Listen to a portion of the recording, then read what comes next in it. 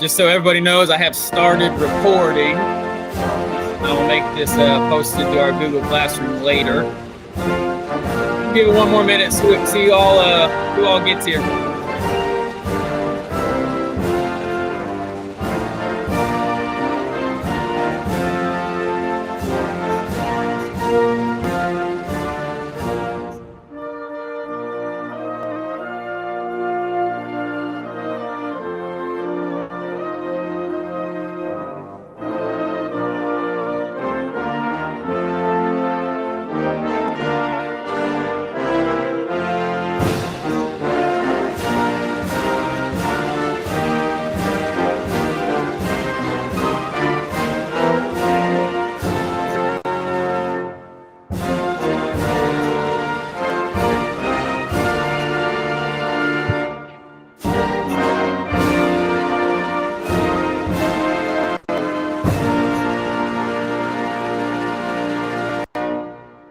All right, as our countdown winds down, I actually have a question for you. You hear my voice come to the screen. My question for you is, swapping tabs here, are you ready? And you might say, ready for what? Stay ready, ain't gotta get ready. I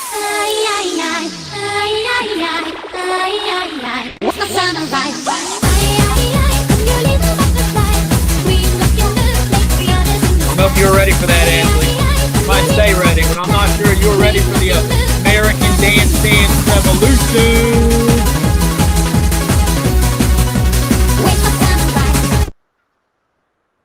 Is that what you thought you were to be ready for? Did I catch everyone off guard on that one? Petrified. All right, so we have come through the American Dance Revolution. I hope you enjoyed our 2 weeks on the American Revolution. Like I said in class, when I think U.S. history, I definitely think about the American Revolution. It's fun to teach. I hope I brought it alive for you. The causes of, the events of. We all now know why everyone hates paying taxes, because I made you live out taxes with the cheese puff simulation, all of that. And of course, we have finished out with benchmark exam 1, and we'll talk about that a little bit today. So the American Dance Revolution, that is in our past. And Mr. Taylor and myself, we're rocking some fits. I got the shirt. He's got a flag behind him. And maybe you're just still in that American Revolution spirit, but we are moving on. I'll remind you, our first unit was called Colonies to Constitution. This next unit is called The First 5 Presidents to Reconstruction. And of course, Reconstruction is even after the American Civil War. So we got a major thing that is smack in the middle of this unit. That is the Civil War. So definitely a lot to get to. We will kick it off today online. Not my favorite way to do class, but it's where we're at today for all the reasons. And here you see on your screen a bit of a warm-up question. So let me ask you this, and I'll ask you to go to the chat box to give your answer. Who do you trust to give you advice? So if you will, I'd like you to name them. And if you don't want to say their name for whatever reason, that's fine. You can give them a pseudonym or a fake name. But, who are they? What title do you give them? And I'll give you a real simple example. It might be doctor. It might be coach. And then why? Why do they have an area? Why do you let them give you advice? Why do you consider them an expert? Why do you let them speak into your life, kind of be an advisor in your life? So there's your warm-up question. Who do you trust to give you advice? Name, title, and why? I'm going to pull up my chat box and see your answers trickle on in.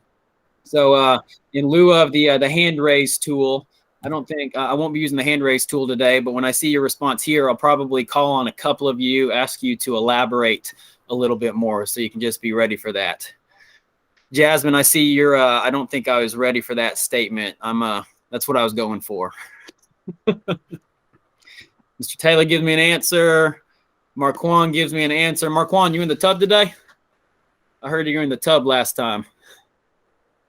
He said no. No, I'm in the room. These are the things I miss. This is why I hate being out of class. I just don't even know what I miss. Jasmine gave me an answer. Hard to beat that one. Jemiah, very good answer.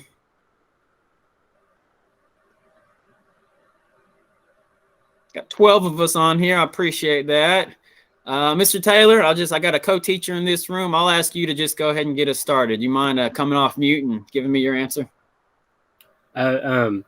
Yeah, well, what I put in the chat box was the doctor, because they went to medical school and I just use Google. And so when I need advice, I try to take advice from someone who knows more about the situation. That's excellent. Advice from someone who knows more about the situation. Hang on to that, y'all. That's a really good way to say it. Jemiah, you wrote teacher. You don't have to tell me exactly who, but you know, what area of expertise does a particular teacher help you out with? Do you mind coming off mute and telling us a little more?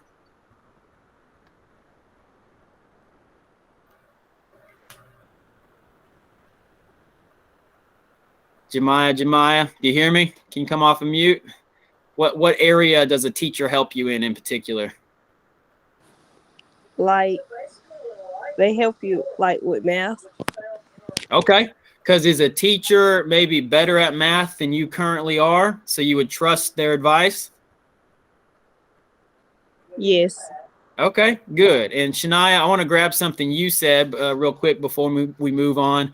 What is it about your brother that you know? What type of advice can he give you? The last of your statement there. I want you to say it for me.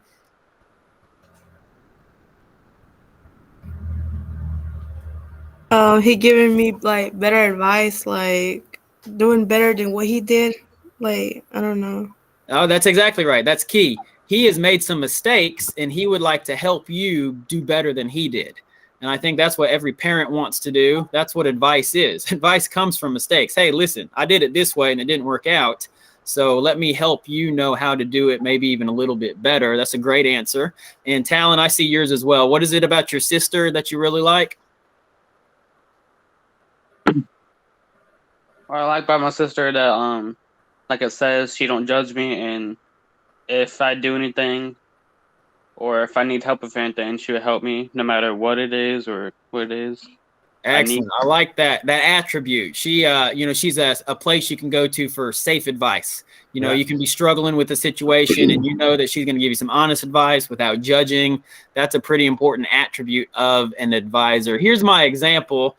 And actually, this is not true to me personally. My father did not play college baseball, but it's an example you might have gone with. You guys, I think your examples were better than my own. So, for example, my dad, what title do I give him? Maybe hitting coach. And why? Because he played college baseball.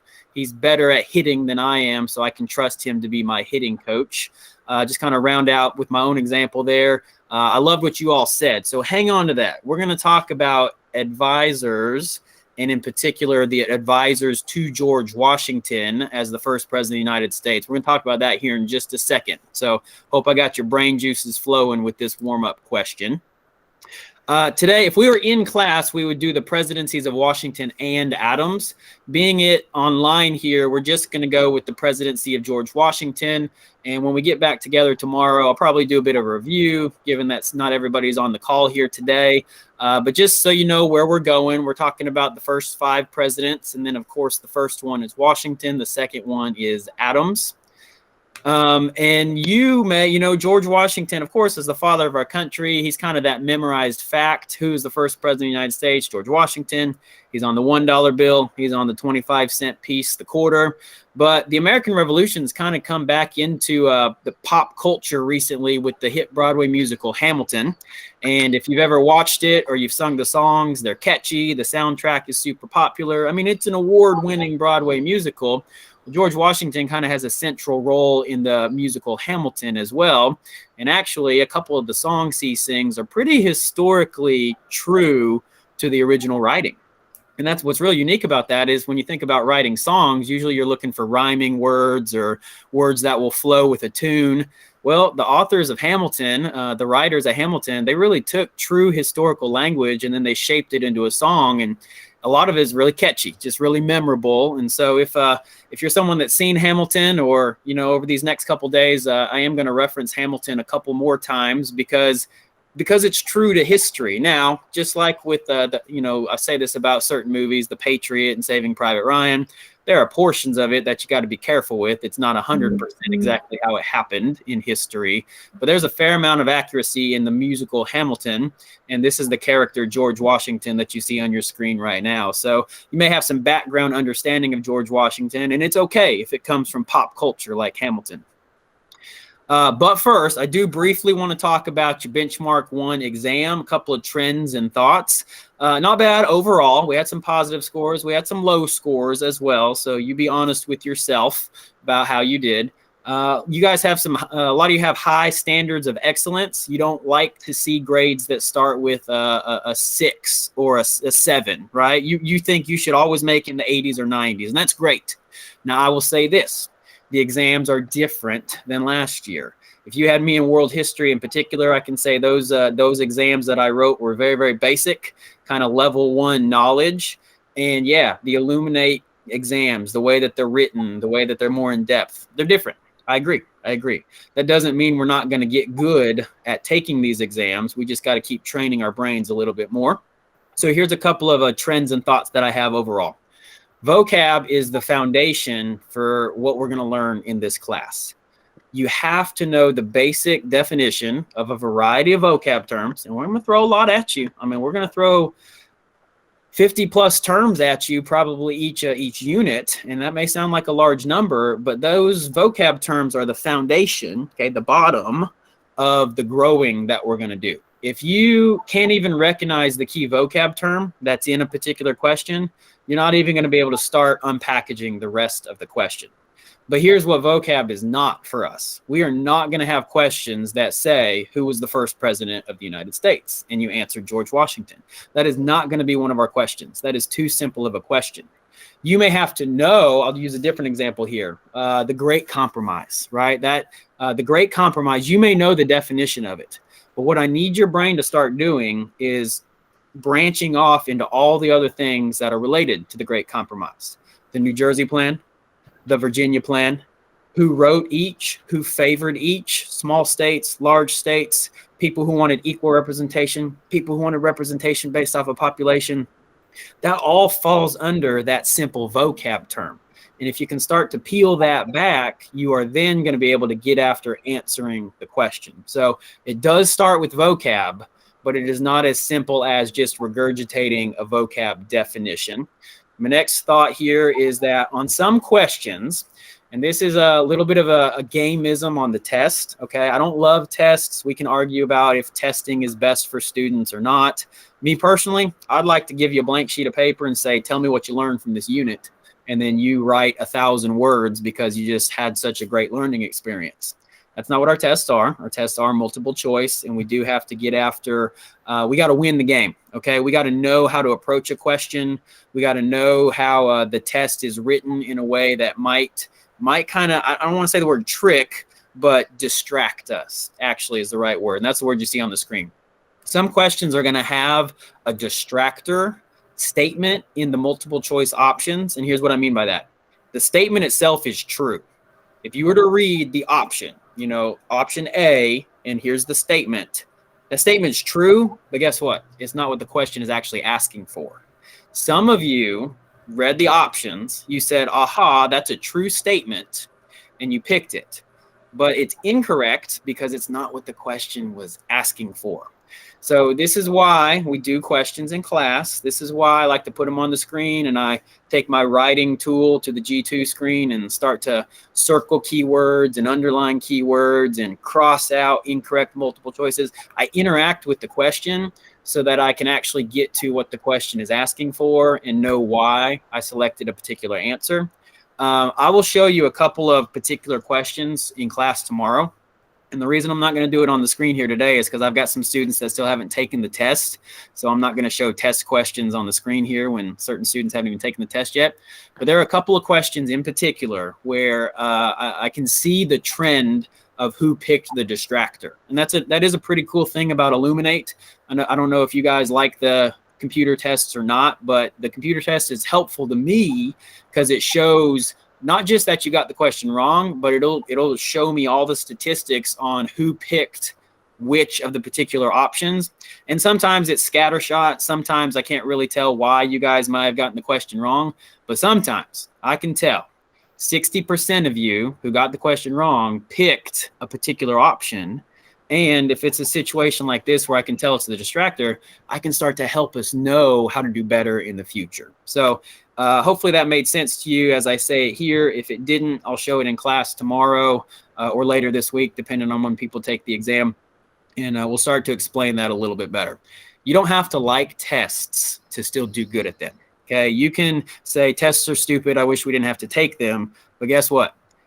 Let's just win the game. Okay, tests are here to stay. You're gonna have to take the big EOC at the end of the class, end of the semester. Let's win the game. Okay, let's rally together, just like you practice basketball, you practice soccer, just like you practice a sport. Let's practice how to take test questions, and let's win the game. Let's beat the test. That's what I'm asking us to do. Next thought here is sometimes students change questions, or rather they change their response, and they change it from correct to incorrect. And a lot of times we say go with your gut. Okay, whatever your first impression is, that's the answer you should go with. Sometimes when you're going back through your test, and you know what? I know we've trained you to do this. Ever since elementary school, we say, if you have extra time, go back through the test and check your work. That's good to make sure you didn't skip one. That's good to make sure you just flat out didn't click the wrong one. Like you're going through it and you totally meant to click A, but while B is clicked there, obviously change it back to the one you meant to click it to. But here's where it's not good. Sometimes you're debating on a question like B, C, I'm not sure if it's B or C. You've already made your choice.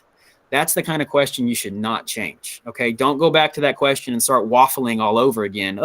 B, C, or C. I'm not sure which it is. That's a go with your gut situation right there. So check your work to make sure you didn't skip one. Absolutely.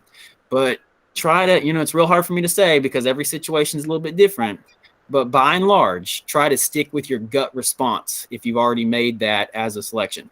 I've seen it before. Now, I didn't see it on this test because I wasn't live monitoring because I was at Fort Stewart. But I've seen it before where a student done with the class, you're done with the test. Okay, all 40 questions are done. Student has a 93. Well, I'm watching this student live on the computer because I can do that with Illuminate. On my computer, I can see the student has 93 and all of a sudden has a 90 and then an 87 and then an 84. That student is second guessing himself and he's changing correct answers to incorrect answers. So it's not the case every single time, but sometimes you guys literally take yourself from a good score and then you walk yourself down by changing your answers. So that's what I mean by go with your gut. And maybe that was you on this particular exam. One more here. Some of y'all just fret. You get anxiety. You might call it test anxiety, whatever. Relax, slow down, one question at a time, okay? Don't write yourself into, students will be on question 20 out of 40, and they're telling me, Mr. Swanson, I just failed this test. You haven't failed this test? You're on question 20. Approach the question that's in front of you. So that's kind of big life advice. Just focus on what's right in front of you. Don't tell me that you failed the test already when you're still literally in the middle of the test. Like, relax, one question at a time. Approach, grab the key vocab word and start thinking through what you know about that vocab. If you need a sheet of scratch paper and you want to jot down some extra, okay, the great compromise, and then on your scratch paper, you could write New Jersey plan, Virginia plan, representation, and then you could start to think through the question a little bit better like that. So again, this is the kind of stuff I'm going to kind of keep training us on as our class goes forward into the future. Another couple thoughts here on homework now. Now, homework in our daily work feeds our test scores. There is a direct correlation between students who did very thorough vocab and notes and got a high test score. Do good classwork, get high test score. Okay, that is generally how it works. Now, I've graded all your daily work so far. Oh, sorry, I take it back. This is fourth block. I have not graded all your daily work yet because I haven't picked yours up yet. I was not able to grab yours on Friday because I didn't come to the school at the end of the day. I came in the middle of the day. Anyhow, I imagine some of you left blanks on some of your daily work. Like, let's be honest, you turned in the daily work and there were blanks. Every blank matters. Okay, I don't know how to say it in any other way. Every blank matters. Every blank is worth points. And more than being worth daily points, that's your learning. That's your note taking. Okay, those of you who have thorough vocab, those of you who don't skip blanks on the notes, you end up with high exam scores. Those of you who tune out halfway through class, don't worry about half the vocab, those are students with a lower test score. So you got to bring me the want to. Okay, you got to want to plug in. You got to want to study. You got to want to perform on the exam. I can. That's the one thing I can't train in you. I can bring you U.S. history. I can show you videos. I can show you pictures. I can try to bring it alive. We can play taxation with cheese puffs, but I can't bring the want to. You have to develop your own want to. Next thought here is fine line here on what is copying. Okay, I always say if you do it in your own handwriting, that's just getting the notes. Take a lot of notes. Students absent for a day, whatever. You're gonna get with your friend. You're gonna copy their notes. That's fine. You do it in your own handwriting. That's fine. I'm not calling that cheating. But here's where it's a little different. It's your studying. You can copy the notes. You can get the blanks filled in, but it's still your studying to do. So don't cheat yourself by just grabbing your friend's answers and then thinking you're done with it. You may be done with that daily work, but it's still your studying left to do. So fine line there. I'm not saying it's cheating, but when you copy, you got to know that it's still your learning that has to be done. And I've already said every blank matters. So there it is. Here it all is on one screen. Vocab is the foundation. Don't choose the distractor on a test question. Go with your gut. Don't fret. Those are test trends. Here's some homework trends. Good classwork equals a good exam. Every blank matters. And then the last one, put your John Hancock on your papers. John Hancock means your name. I can't grade a paper. I can't give you a score if there's no name on it. I'm not going to analyze your handwriting. You got to put your name on a paper. So if you swear that you turned a paper in, but the grade book shows a 0, you might want to check the no name pile because that might be where it's hanging out. So we'll kind of go over this stuff again. Again, we're going to practice questions as we head into the next exam. We're going to get good at winning the game. We're going to win the game. We're going to beat the tests. So that's kind of the first little speech, first half of my speech here. Now let's actually talk about George Washington. There's no notes to be taken today. I will talk about your reading packet here in just a second. Just kind of hang in with me here and let's learn a little bit about George Washington, our first president. As you can see, he was our first president. He was elected first in 1789 and again in 1792. He's our first president under the Constitution. He faced several challenges in his presidency. I know a lot of times we like to think George Washington had it all together. He's our first president, father of our country. Surely he didn't have any challenges. Of course he had. Well, and then to that, I would say, of course he had challenges, and his leadership overcame many of those challenges. And then also, this is what we're going to focus a little bit more on today. He established several precedents in his presidency. Precedent is not the same word as a president. President. We'll talk about what a precedent is here in just a second. Here's kind of a list of the challenges he faced. This is not where we're going to hang out today. I'm going to elaborate on this a little bit more in class tomorrow, but suffice it to say, the nation was in debt. We owed a lot of money. We just fought a war. Our money was not worth a whole lot. Currency was low. So to raise money, a big thing George Washington decided to do was tax whiskey. Well, guess what? People liked whiskey, and they didn't like taxes on whiskey, right? It makes whiskey cost more money. Another thing he did to try to combat the idea that the value of currency was low is he imposed a lot of tariffs, which are taxes on imports. Those are things coming in from outside the country.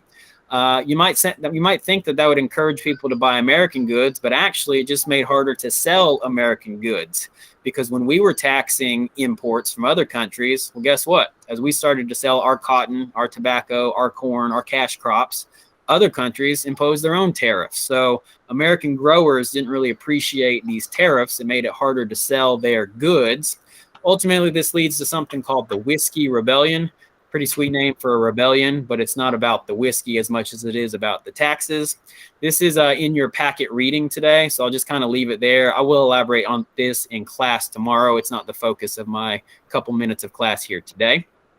I do want to talk more about precedents. And in fact, like I already kind of pointed out, precedent, wow, those words sound a whole lot like. We're not talking about the president. We're talking about a precedent. And the question on my screen, I'll ask you to go to the chat box. What is a precedent? Go ahead and put it into your own words. If you got fast fingers, maybe you can Google it. What is a precedent? Precedent. I'll give you a few seconds here to type your answer into the chat box.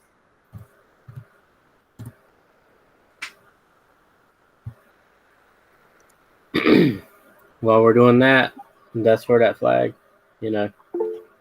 Oh yeah, Mr. Taylor, flag. please go ahead. Elaborate on your flag. That's the Whiskey Rebellion flag with the eagle. That's one of my favorite flags. Thanks to Mr. Mosley for sparking that love of flags. But I always think of Sheldon fun with flags. So from Big Bang Theory.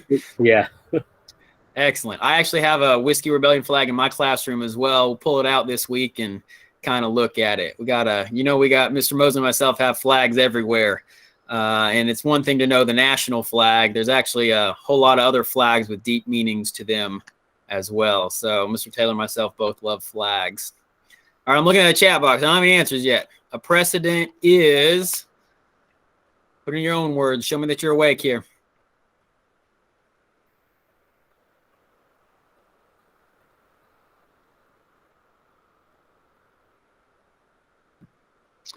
Shania says an early event. That is a very good, simple answer. An order or importance. Talon, I like how you said order. That fits with what Shania said, an early event, and it is important. Get a couple more here. Max participation.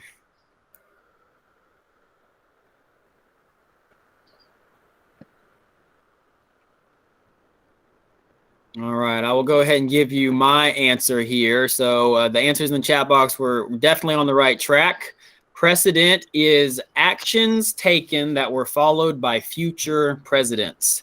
So this is specifically with regards to George Washington. Now, precedent can be set in a lot of categories, but George Washington, well, he was the first president. So really everything he did was a first and established a precedent. He established an action and future presidents followed that action. This is a precedent. And again, him being the first, everything he did was new and first and set a precedent. Many of his precedents were foundational and were followed by others for a very long time, were broken. Some of them immediately, and then some hung on for a very long time, even 100+ years before a president finally broke that precedent.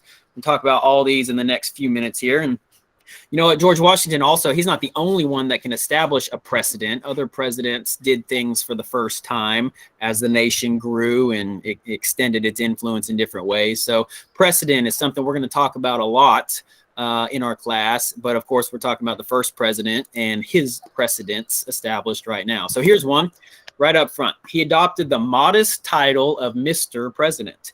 This is one that still lasts to this day. Our president is referred to as Mr. President, not his royal, not his highness, not his excellency, certainly not the king. No fluffy, lengthy royal title. You may remember we fought a war to get away from a monarchy, to get away from a king. So George Washington, in his wisdom as a first president, he knew the eyes of the world were on him. He said, you know what? Mr. President will do. Just call me Mr. President. I'm not a king. I don't want to be. We just fought a war against a king. Just go ahead and call me Mr. President. That will do. So pretty significant. He's a man with all the power. In fact, many people were willing to crown him. They said, let's make George Washington the leader of our country for the rest of his life. And he said, nope, that's not what we're going for. We just fought a war against that idea. Another thing he did, and this is where your activating question comes to play, he formed a cabinet of close advisors. Just like I asked you who's someone you trust to give you advice, I got a lot of good answers, a doctor, a teacher, close family members, parents. Well, George Washington's group of close advisors was called a cabinet. You might think of a cabinet where you store your bowls and your plates and your cups. And just like that is a cabinet where you can collect and store many different items, the definition of that word kind of extends to George Washington's group of close advisors. It was a collection of different items or different people who gave him close advice. We call it the president's cabinet. Here is George Washington's original cabinet. You can see George Washington on the left-hand side of the screen there, and he has a whopping four advisors to give him advice on how to run the government. His advisors are, first, it is Henry Knox, the Secretary of War. Now, today we would call that the Secretary of Defense. I always find that interesting. In our early republic, we were focused on making war, Secretary of War. Today, we are focused on defense, Secretary of Defense. The person in the middle there, that actually is the infamous Alexander Hamilton. He was George Washington's Secretary of Treasury. Next is Thomas Jefferson, future president, of course. Here he is George Washington's Secretary of State. And then on the far right-hand side, that is Edmund Randolph, and he is the Attorney General, or the top cop. A lot of times the Attorney General is called the top cop in the land. George Washington's cabinet is, here's a leadership perspective. We already talked about how he was a very important leader in the Revolution. George Washington is saying, guess what? I don't have it all figured out. I'm not an expert in all aspects of how to run the country. I'm not the only decision maker in this government. Now, as president, he's the buck stops with him, you could say. But I think it's a very humble acknowledgement of saying, I need help running the government. And he established these four cabinet positions to as advisors, people who would help him run the government. Four. Today, the president still has a cabinet. And let me ask you this. Go ahead and just take yourself off mute. You can shout out the answer. How many cabinet positions do you think President Biden has? How many advisors does he have in his cabinet? Take a guess. 13, maybe? Did I hear 13? Five. Five? Yeah. Four. Four? I'm smiling because I know the answer. Definitely on the low side. President Biden has 23 advisors in his cabinet. There's actually 15 executive positions, true cabinet departments, and then there's 8 more cabinet level advisors. So President Biden has 23 members in his cabinet. George Washington, 4. Present day, President Biden, 23. And every president has a different take on their cabinet. Every president arranges it a little bit differently. That's not making any political statements at all. I'm just saying that the complexity of government has grown, right? How to do life, how to govern in a world has changed a whole lot from the 1790s to the 2020s. And President Biden has 23 advisors in his cabinet. So he's definitely getting a lot of advice. You could think about sometimes too many voices might make things complicated, but it is good that there are advisors helping the president run government. So this was a major precedent established by Washington, having a cabinet of advisors. Here's another one. President Washington delivered the State of the Union address. This is his annual report to Congress, and actually it happens in January of every year. So pay attention. And I'll be honest, I don't think President Biden's delivered one yet this year. He might have bumped the date to February. I'll have to look on that. I should know that. But George Washington established this as a precedent, and here's why it's important. Think about a crown, the monarchy, the king. He did not have to give a report to anyone. He could do whatever he wanted. That's the nature of being the king. Well, George Washington said, I'm going to tell Congress what we're doing. I'm going to tell Congress about the health of our country. My report to Congress will be public knowledge, and everybody in the country can read about it. We're not doing things as a mystery. We're not doing things privately or behind closed doors. I'm going to tell Congress how our country is doing, and that's how we're going to address the plan going forward. So to this day, the president delivers a State of a Union address because of George Washington. And then here's a super, can I say it again, super important one. George Washington only served 2 terms. There was not a law as to how many terms the president could serve. There was not a limitation. George Washington could have served. In fact, many people wanted him to serve the rest of his life. Those were the type of people who said, let's put a crown on him and call him the king. George Washington is the best leader this country could ever have. Well, he's the first leader. George Washington said, guess what? 2 terms is enough. 8 years, 2 terms, that's what I'm going to do. Again, it was not the law. It was not a limitation that he had, but he knew that everybody was watching him. He knew that future presidents would follow his lead, most likely follow his lead. And he said, I'm going to step down after 2 terms. Nobody needs to be president for more than 8 years. It's okay to, retire into a private life. I'm not a king. I'm not going to be president for the rest of my life. Only 2 terms. Now, today, this is a law. The 22nd Amendment, say like you do 2-2. The 22nd Amendment makes it a law that the president can only serve 2 terms. But that was not a law until I believe this was passed in the 60s. This precedent is broken by President Franklin Delano Roosevelt, who actually is elected to 4 terms. And many people did think he was trying to be a king, right? Many people accused him of being King Roosevelt. Well, of course, people kept electing him. That's how it worked in our country. But just all that to say, just because George Washington established a precedent does not mean that everyone followed it. Eventually, this precedent is broken. However, today it is a law, thanks to the 22nd Amendment. That should be easy to remember. 2 terms, 22nd Amendment. Just kind of one of those things you can log in your brain with that cute little mnemonic there. I'm almost done here, kiddo, okay? Hang on. So, and then in his final... In stepping down after 2 terms, he delivered a farewell address. And in his farewell address, it was kind of his final statement on George Washington's perspective on government. He warned the country of several things. He kind of established several other precedents. Who is that, Sayla? George Washington. I'll read it in just a second. So this is a famous statement that comes from his farewell address. He says, guard against the impostures of pretend patriotism. I'll leave you to reflect on what you think pretend patriotism is. Here's a couple of other things he warns against in his farewell address. He warns against neutrality, he advocates for neutrality. He warns against getting involved, and he calls them foreign entanglements in Europe in particular. So at this time, the time that he's stepping down, France and Great Britain, they're kind of on the brink of war. They are adversaries. They are constant enemies with each other. And you might think, well, France helped us in the American Revolution. Maybe it's time for us to pay them back, return the favor. And by the way, we fought a war against Great Britain. Maybe we want to go over to Europe and kill some more redcoats. President Washington says we are too young of a country. We are not established. We are in debt. Our military is not that large. So he advocated for neutrality, which means not being on either side. We're not for the French. We're not for the British. We're not against the French. We're not against the British. We're just kind of even. We're neutral. He advocated for neutrality. He advocated against getting involved in foreign entanglements or foreign wars.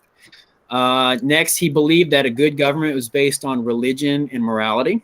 We have our national motto, in God we trust. We say in one nation under God. This is pretty foundational to George Washington. We also talked about how he was a man of faith. He prayed for his soldiers, especially during the harsh winter at Valley Forge. So this is just a statement from his farewell address. He believes in government based on religion and morality. And finally, he warned against political parties.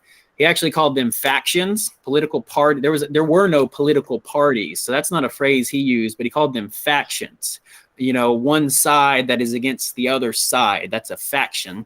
We have the budding political parties with the Federalists and the Anti-Federalists, but they weren't organized into political parties quite like we would think today. Today, anytime a politician is on the news, they have an R or a D next to their name, Republican or Democrat. That's not quite the same the way it was when George Washington was president. There were no political parties, and he warned against that. He saw it coming. He saw that we were being divided within ourselves, and he really warned against political parties. Now, let me ask you, go ahead and take yourself off mute and give me a quick answer. Did we, the country, follow George Washington's warning against political parties? No. No. Hard no, right? And almost immediately. And that goes to show you that not everything George Washington said was followed just because George Washington said it. People still went against his advice. He was hoping to inspire the country to stay united and not divide into political parties. But of course, relatively immediately, this advice was ignored. Political parties were formed. And of course, a multi-party system is pretty foundational to our government today. So all that to say, some of his precedents were followed for a very long time. Some of his precedents were ignored or broken right away, such as the warning against political parties. In the musical Hamilton, I've already mentioned it once, there is a pretty powerful song called One Last Time, and it is George Washington, the character, singing much of his farewell address. It's a really beautiful song. I'll play it at the end here. I'll play it on our screen here. If anyone cares to stick around and watch that, I'll make that optional for you. But I will post the link one last time. It's a real catchy tune. It's actually very descriptive as well. It shows George Washington writing his farewell address. He says, "I'm going to teach the country how to say goodbye. I'm going to show them that you can give up power willingly without a fight. And we're just going to say goodbye one last time." So some of you are very familiar with Hamilton. You probably know the song I'm talking about. Others of you might want to give it a listen. And sometimes music helps us remember things better. This is a pretty catchy tune. It might help you remember some of George Washington's precedents. And what I am going to do right now, I'm going to show you a video called George Washington in 60 Seconds. This is actually a whole series of presidential videos, 60-second precedents. We probably won't watch every single one as we walk through our various presidents, but this one in particular, pretty good. I think you'll recognize that what I just taught you kind of gets summarized into 60 seconds here. So if you'll give this a listen for the next minute, here we go. George Washington was born on his dad's Virginia plantation in 1732. He got famous for fighting the British during the French and Indian War, and then he got mega rich by marrying Martha Custis, a very wealthy landowner. To this day, George had the most Benjamins of any president, as well as the most slaves. He led the Continental Army during the Revolutionary War, which made him a national hero. And then he led the Constitutional Convention in 1787, upgrading his status to legendary. So when the country needed a respectable first president in 1789, George was the obvious choice. As our first president, he established a lot of precedents. He created the federal court system, the first cabinet. He helped usher in the Bill of Rights, and he chose the title Mr. President. And he always looked serious because his dentures gave him a perpetual frowny face. Most importantly, he retired in 1797, showing our future leaders that presidents weren't kings. Sadly, George died on his Virginia plantation only 2 years after retiring. He didn't leave behind any children, but he did leave behind a functioning democracy with 241 towns, 26 cities, 5 mountains, and a state named after him. All right, so you can see that's kind of catchy, kind of quick video, presidents in 60 seconds. And we may watch a few more of those as we talk about various presidents. And I'll typically post them on Google Classroom as well, the kind of thing that might be suitable for review for you.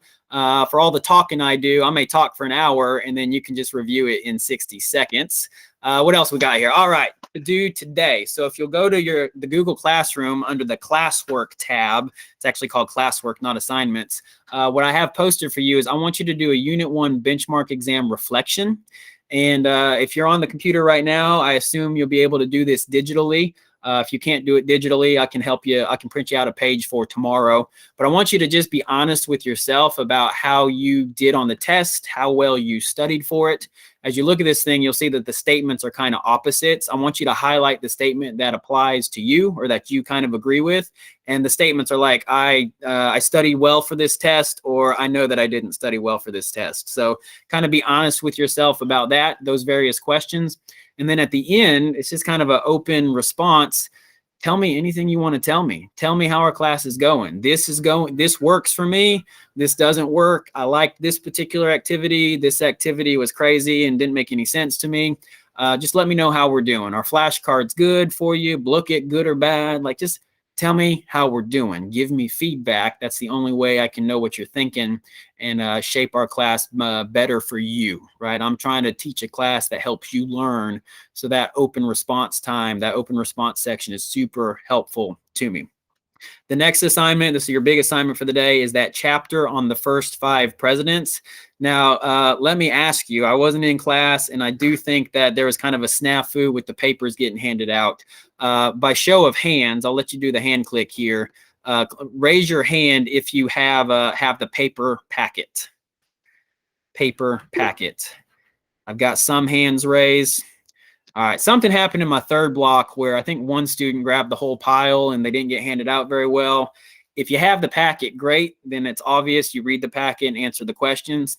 If you don't have the packet, here's what I would ask you to do. You can pull up, I've posted it to a Google Classroom. You can pull it up as a PDF. You can still read the packet. If you're able to print, you could print out the questions. Okay, that's kind of option number one. Or if you can't print, I understand not everybody has a printer at home. We don't have a printer at home for that matter.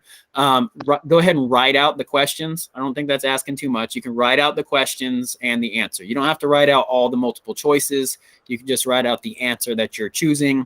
And then, of course, some of those questions are open response, so you could write out your answer. So if you don't have a packet, that's how you can still get after turning in those questions.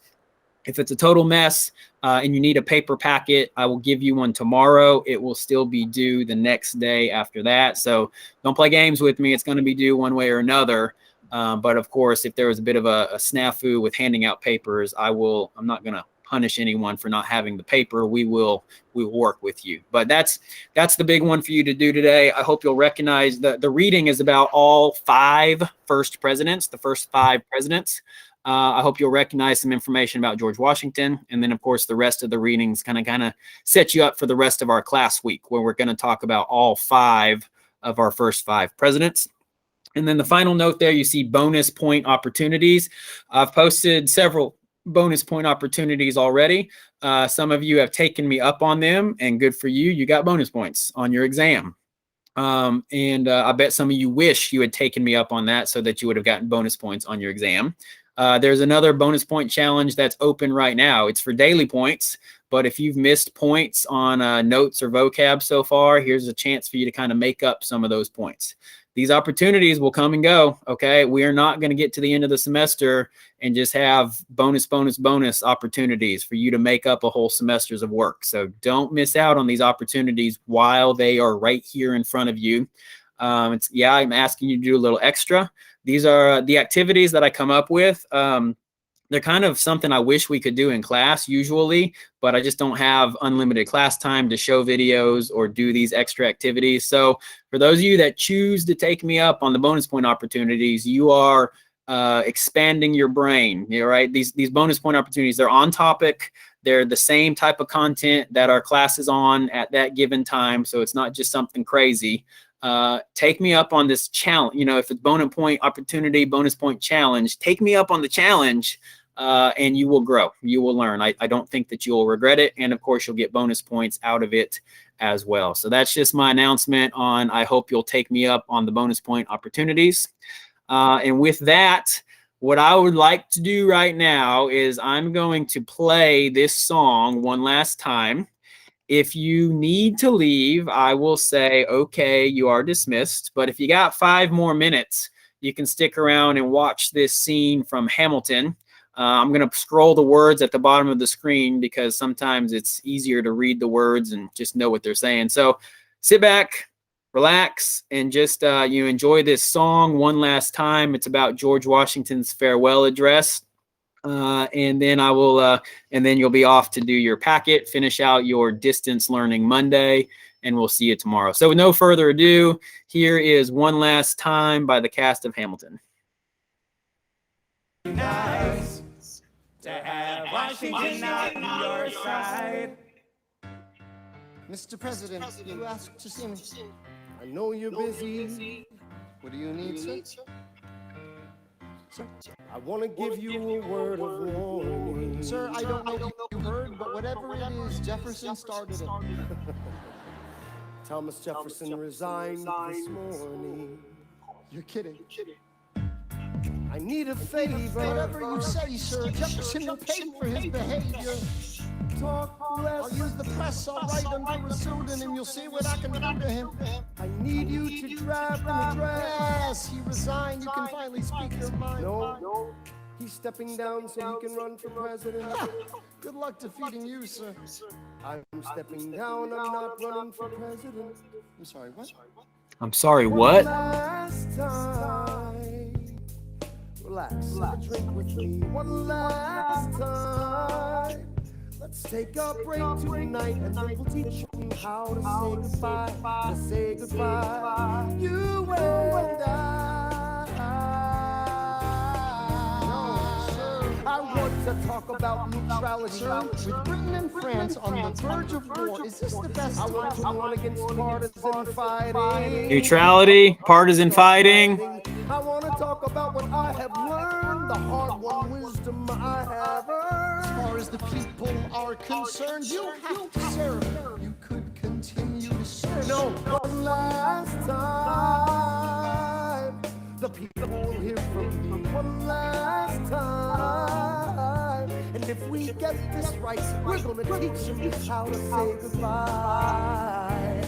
You and I. Mr. President, they will say you're weak. No, they will see we're strong. Your position is so unique, so I'll use it to move them along. Why do you have to say goodbye? If I say goodbye, the nation learns to move on. It outlives me when I'm gone.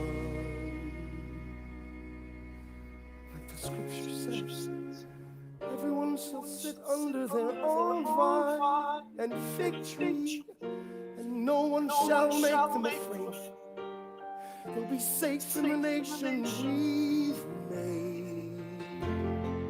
I want to sit under my own vine and fig tree, a moment alone in the shade, at home in this nation we've made. One last time, one last time.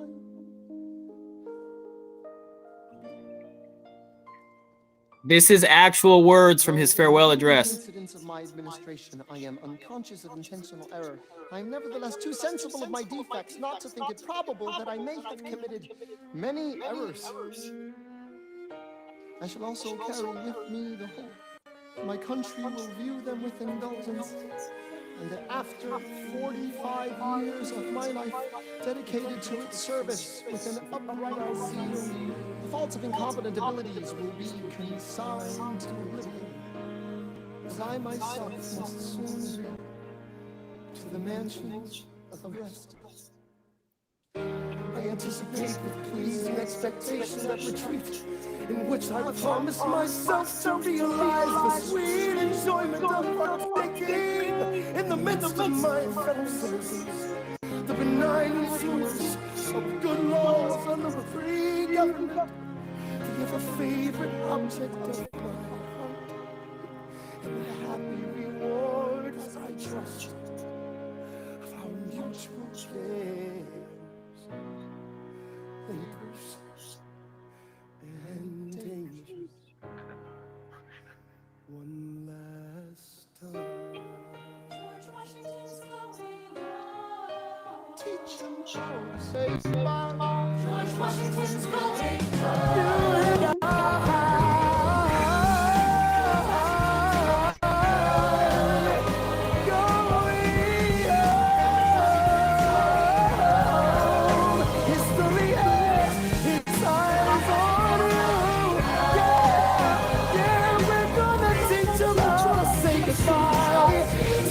how to say goodbye, say goodbye, say goodbye one last time.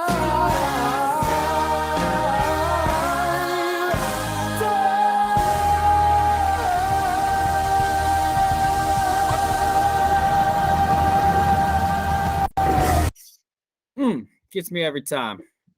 So anyway, for applause. Anybody? Can we applaud for George Washington via Hamilton? Yeah, standing ovation.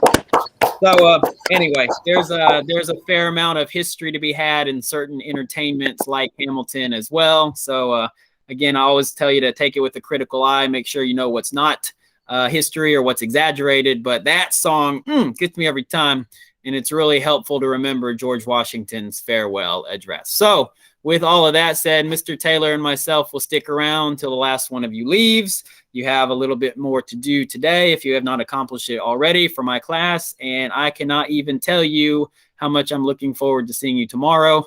Been away from y'all for 9 days now for my military drill absence, and I'm excited to get back into the classroom. So all that to say, thank you for your time and attention. As always, you are dismissed, and we will see you tomorrow. See you tomorrow. Hey, Mr.